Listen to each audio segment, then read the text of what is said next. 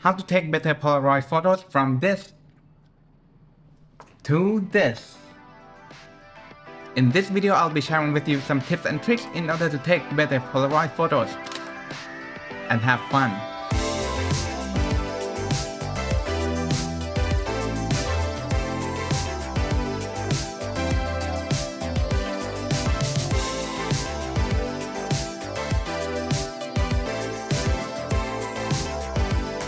So what I have here is the SX70, but the tips I'll be telling you will apply to all the Polaroid cameras. Okay, let's make this a quick video. The first tip I have for you is very simple but very much often forgotten. Make sure you have the clean lens and light sensor. It's a mistake made far more often than you think. With the obvious stuff out of the way, let's get to tip number 2. My tip number 2 is to get enough light. Polaroid cameras usually have the aperture of f8 to f16 because these are large format camera. The film is larger than medium format film. So they make these Polaroid cameras f8 for example, and will still have decent thin depth of field. But with the small apertures such as f8, you need the fast shutter speed in order to not have the camera blur. And in order to have the fast shutter speed without being underexposed, you need a lot of light. Underestimate how much light you have. You need a lot more light than you think. So if you are used to shooting with smartphone cameras or modern cameras with fast aperture, this needs a lot more light than that to freeze the frame and have a sharp photo. Speaking of needing a lot of light, what happens if you don't have enough light? Well, you use flash. For cameras such as SX70, you have to buy the flash separately.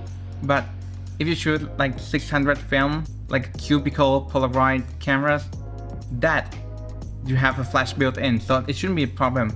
One downside of using the flash is you will not get the feeling of what the ambient light is like. So if you use the flash, it will expose for what is the closest to the camera, and that will be probably exposed. But the light behind you, you will have no idea what it's like.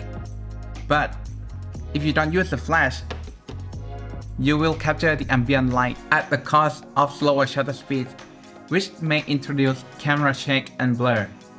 How do you prevent that? You need to use a tripod or set it on something stable, and use the self-timer.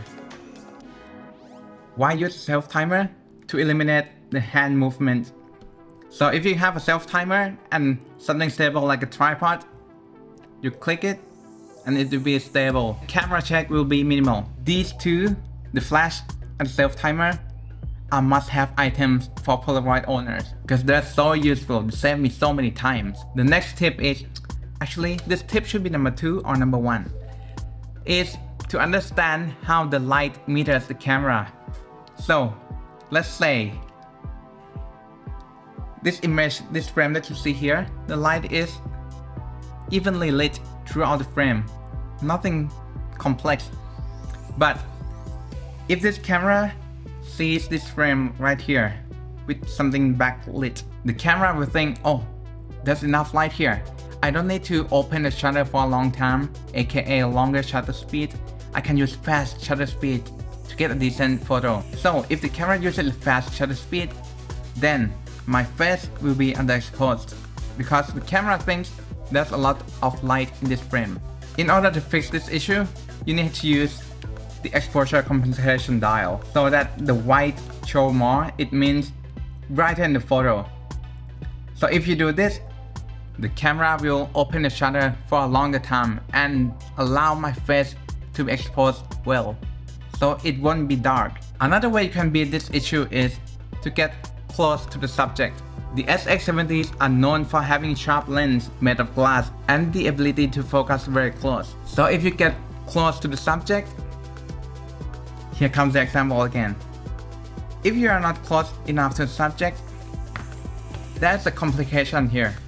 But if you move closer to the subject, the complication is out of the way, out of the frame. So the camera will meter the light from what it sees in the frame here, which is the more you fill the frame, the more accurate the metering will be. Now the next thing applies for those of you who have SX70 Sonar or SLR680, the tip is manual focus through glass, because those camera autofocus, and if you try to take a photo of the subject behind the glass or something transparent, if you use autofocus, the sonar will bounce off the glass, thinking the subject is much closer than it really is. So in that situation, you need to use manual focus. Next tip is to shield the film after it comes out, because Polaroid films are very sensitive to light, especially in the first few minutes after it comes off the camera. Unlike the old original Polaroid from the past, this Polaroid, the current Polaroid film, take at least 10 to 15 minutes to develop for color photos. The odd color shift may happen if it is exposed to the light after it comes off the camera. So as soon as you take a photo, shield it and put it somewhere else, in your pocket, in your bag. Shield it away from the light, and no peeking for at least 15 minutes. Speaking of putting it in your pocket, did you know that the temperature can affect the color of Polaroid film? So if you put it in your pocket close to your body, it tends to get warm, and warm temperature causes the Polaroid to go more orange, while the cooler temperature will make it look more blue. So feel free to use the temperature creatively. If you want it to look more blue, put it in a room with AC on or something. If you want it to be warmer, make it warmer. Put it close to your body. Some people even put it in the oven for like a few seconds. Speaking of temperature, keep the unused film refrigerated, because the warm temperature, like I told you, may introduce the warm color shift earlier than expected. If I leave the pack of film outside for a month or two, over time it gets warmer and warmer and more orange and more orange. So keep the unused films in fridge. And after you bring it out of the fridge and before you put it in the camera, give it a few minutes to defog a bit before you put it in the camera. Because if you put it in the camera straight away, it might still be a little wet. So you don't want water in your camera, obviously. And the last tip is to have fun experimenting. Polaroid keeps evolving. I feel like every month these days.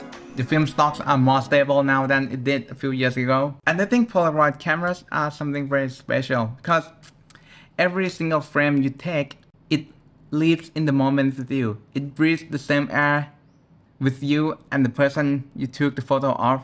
And there's only one frame like that in the world. It's unique, one of a kind.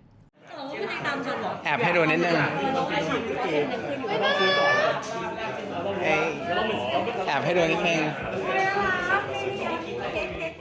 which is why Polaroid SX70 is my favorite camera. And that's been it for this video. If you found this video helpful, don't forget to like or subscribe. And thank you very much for watching. I'll see you in the next video.